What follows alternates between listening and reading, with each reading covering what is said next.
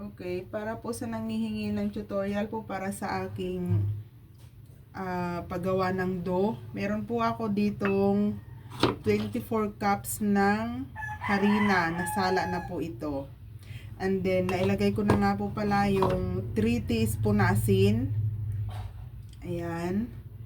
Tapos, ito pong asukal ay 24 tablespoon na sugar na brown or wash, pwede po. Wag pong puti.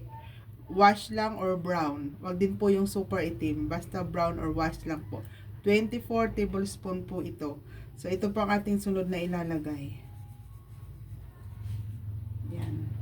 So, malinis na po ang aking kamay kasi ayoko pong gumamit ng gloves kasi pag gumamit po ako ng gloves, sobrang nag-struggle po ako sa pagmamasa. Napakahirap po. So, hugasan natin ang ating kamay. Ayan. Asin at saka asukal po at saka harina po muna. So, haluin po natin yan. Ganyan. Halo. Halo lang. Hindi naman yung talagang sobrang mahalo lang yung asukal. Mabaliktad-baliktad lang yung asukal. Kasi haluin pa naman natin yan mamaya eh. And then, ilalagay po natin ang itlog. Siyam na itlog po or 10 pwede po. Pero siyam lang po ang nilalagay ko. Siyam na itlog. Ayan. At kalahating kilong margarine. Margarine po sa market ito sa palengke yung per kilo. Alright. Kasi ang ating empanada ay mumurahin lang naman. Hindi naman sobrang mamahal ang benta natin. So, pwede na ito. Kalahating kilo po ito. And then, ilalagay po natin ang 2 tablespoon ng vegetable oil. Vegetable oil. Ayan. So, ngayon po, mamasahin po muna natin ito. Paghalo-haloin po muna ito. Malinis na po ang kamay. Ayan. Ganito lang pang gagawin dyan. Yan, masa-masa. Medyo matagal lang talaga ito. Halo-halo lang. Matagal pang paggawa ng dough.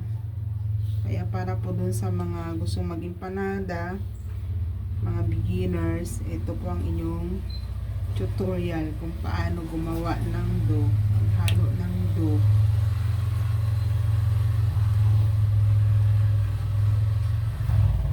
Ganito po yan. So medyo matagal pa po to. Takes time po ito talaga. Tiyagaan po.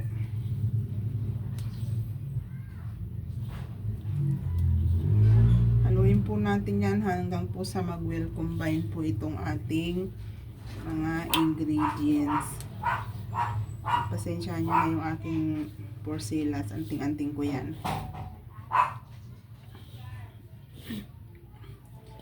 Paswerte yan. Charot. At yung boses kong parang boses na galing sa banga, pagpasensya nyo na rin po. At ako po ay nandito sa aking sariling kitchen. Dito ko ginagawa ang aking empanada. Walang istorbo, walang bata. Walang anik-anik sa buhay na istorbo. Tayo ko ng istorbo pag gumagawa ko ng empanada. Naka-hairnet po ako. Wala nga lang po akong gloves kasi ayaw ko talaga mag-gloves. Well, malinis ang kamay ko. Hinugasan ko, sinabon ko din. Ayan. Kasi ang hirap po talagang anuhin to pagka naka-gloves. Totoo lang. Anyway, sa mga sa mga bakery, hindi rin sila hindi rin sila nag-gloves. Depende na lang yun siguro. Pero mostly hindi nag-gloves. Kasi ang hirap po talaga magmasa pag naka-gloves. Ito.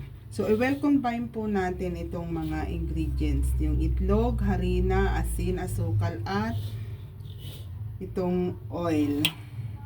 Meron pong vegetable oil. Kasi yung oil po kasi nakakatulong yan para maging yung ating elastic yung ating dough.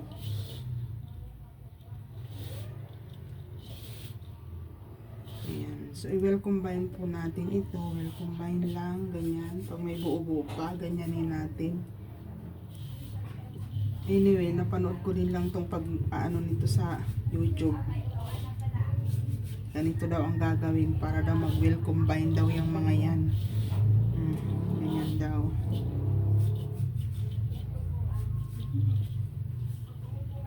Nanood ako sa YouTube Academy ng paggawa nila ng empanada pero hindi ako na-satisfied kaya inaral kong mabuti. Kasi maraming failure ang aking unang pag-empanada. Yun nga, yung first is yung bumubuka talaga yung ano, pumuputok, bumubuka. Grabe. Pag minsan yung oily, mantika siya. Hindi ko alam. So ako basta inaral ko to, sarili ko na tong ano, version. Okay. So well combine na po tayo. Ito na po tayo sa ating exciting part. Nako, ang exciting part, ang bigat nito kasi 24 cups ito. Hirap magmasahin, mabigat siya. So gamit po ako ng half cup. Half cup po ang gamit ko para sa aking ice water po ito ha. May ice po ang tubig ko. Ayan. So half cup po ang gamit ko. So magka-count ako ng 12 cups. Ay 12 half cups. Kalahating tasa po. So equivalent sa 6 cups. Ayan. Tanggalin natin yung yelo. Tanggalin natin yung yelo. So 1 2 3 4 5 6 7 8 9 10 11 12. So 6 cups po muna uli ang ating 6 cups mo muna ang ilalagay natin. So equivalent yung 12 half cups, so equivalent sa 6 cups, di po ba? And then ilalagay natin ang 1 tablespoon na white vinegar. Ayan, white vinegar. So mamaya magdadagdag ako ng tubig just in case na kulang pa. So either magdagdag pa ako ng half cup or ano pa, magdagdag pa ako ng 1 cup. So depende. So basta ito 6 cups po lahat itong aking nilagay. 12 cups in half cup ng gamit ko. So equivalent sa 6 cups po. So masahin lang po muna natin ito. Tingnan natin kung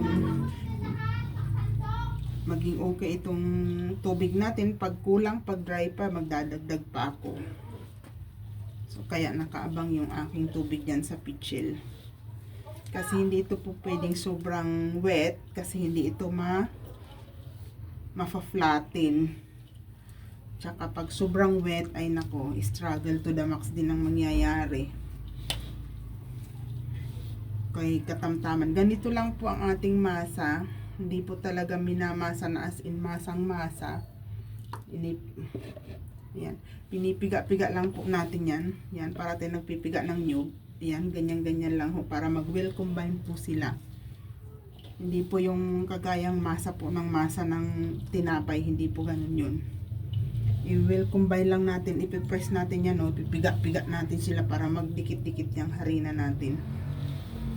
Ganyan. So, kung naka-gloves po tayo, ay inang ko po.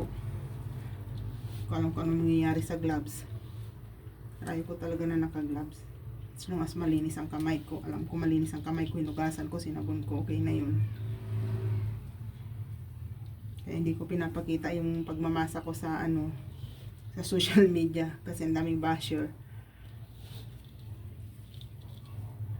Alam ko malinis yung gawa ko. Naka-hermit ako. So ayan, nagdadadada ako dito habang ito ay aking minamasa. Kasi nakadepende sa harina yung basta ang harina gamit ko ay penguin ang tatak. third class. Anyway, ilalagay ko doon sa ano, sa ingredients.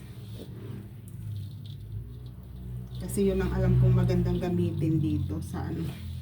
Yun ang nagustuhan kong harina. Marami akong harinang ginamit, hindi ko nagugustuhan. Itong penguin ang tatak, nagustuhan ko. Hindi siya masyadong matakaw sa tubig. Hindi siya makunat. Kapag ibinalot mo sa ano, sa empanada, na pagka naluto na yung empanada, pag kinain mo ang kunat ng harina. Ito hindi. So ito po ang struggle natin sa pagmamasa ng ano. Ayan po, mabigat na po ito kasi marami ito. Gagamitin ko to para sa aking ham and cheese bukas. Ilalagay ko lang to sa ref mamaya ng overnight, and then bukas ko gagamitin.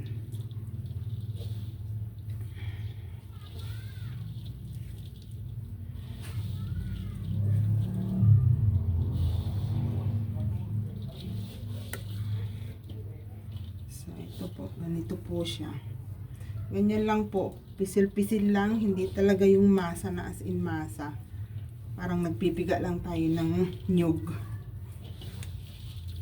Kasi pag sobra pong masa, matigas po yung ano, skin ng empanada.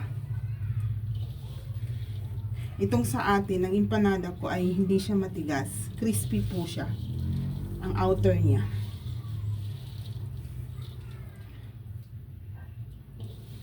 Hindi siya makunat.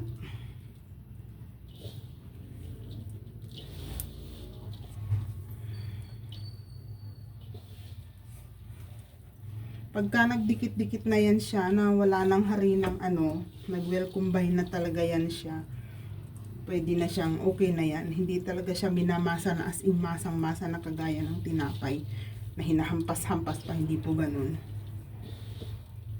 Kasi yung pagmasa ng tinapay, nahampas-hampas pa po yan sa ano, table. Kasi nagtrabaho din po ako sa bakery dati. Yan, alam kong pagmamasa ng tinapay. So, ganyan lang yan. So, okay na ako sa 6 cups. 6 cups, 24 cups na ano, na harina. So, 6 cups na tubig po. So, okay na po ito. Ayan.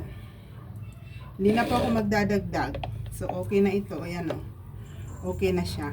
Dapat ganyan po ang banat niyan. Ayan. Hindi na ako magdadagdag. Okay na siya. Goods na to. Yan. Hindi siya ganun kalagkit sa kamay. So, gagawa ko dyan, ganyan-ganyanin ko lang yan siya. Balibaliktarin ko lang. Pero hindi yun minamasa ha. Binabalibaliktad ko lang siya. Bibiyakin ko sa gitna and then i-flip ko ng ano, babalibaliktad lang. Para kumulat-kulat ng konti. So, okay na to. 6 cups lang na nilagay ko na malamig na tubig, hindi ako nagdagdag.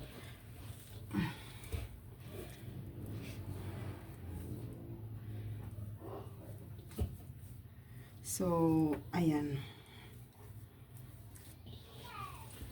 Okay na, 6 cups po ang nilagay kong tubig. So, okay na po ito. Ilalagay ko to siya sa plastic. I-divide ko siya ng 2 part.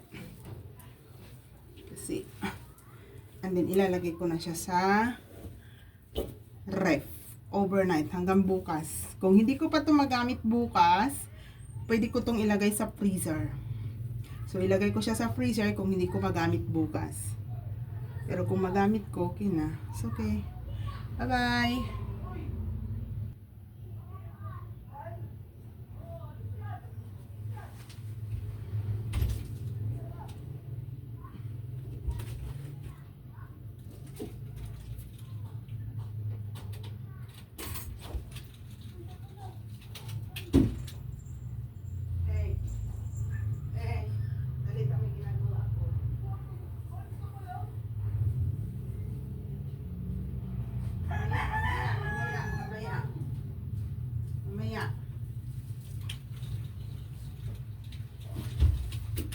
Okay.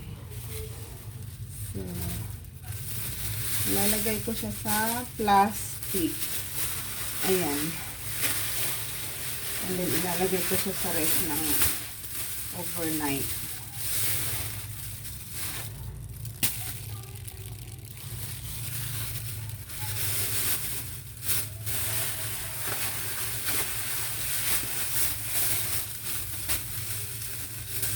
Okay, yun na po. Thank you po sa panonood.